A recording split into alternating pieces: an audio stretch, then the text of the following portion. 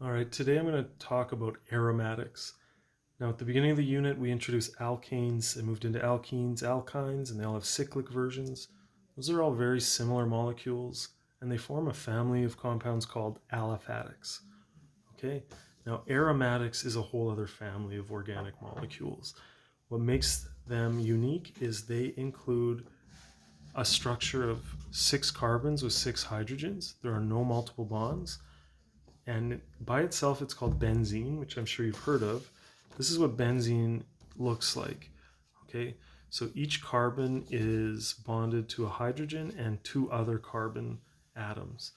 But carbon has 4 bonding electrons, and in benzene, it's only formed 3 bonds. So that means there's an unbonded valence electron for each carbon atom. And they spread out all along benzene, and this circle in the middle, that's the representation of those electrons just kind of floating along. All right, so it's unique that this structure exists with unbonded electrons, and it's stable. It's not some kind of unstable thing that reacts with anything that goes near it.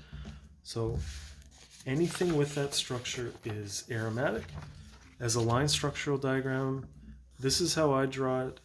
Older textbooks and some other just media draws benzene like this. I'm not going to use this, but you may see it somewhere. This is cyclohexane, totally different. Okay, so either you get the circle or like alternating double bonds. I don't like that because it looks like there's double bonds, which just isn't true. So I don't use this symbol, but you will see it. I use this symbol. Cyclohexane is totally different. It's aliphatic, aromatic. Okay, so any molecule with a benzene is aromatic. It's the easiest thing in the world to notice what's aromatic. If you see this, aromatic. Okay, so let's name a few. So it's just benzene with an ethyl and a methyl. Rules haven't changed. Alphabetically, ethyl comes before methyl.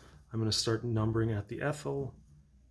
Okay, so this is going to be 1 ethyl, 3 methyl, benzene. Okay, that structure is benzene. What else do we got? When benzene is a branch. Hey, I didn't make the rules. It's called phenyl. It's called a phenyl branch, not a benzyl branch. There's no such thing as a benzyl branch. It's called phenyl. Okay, so I got an example here.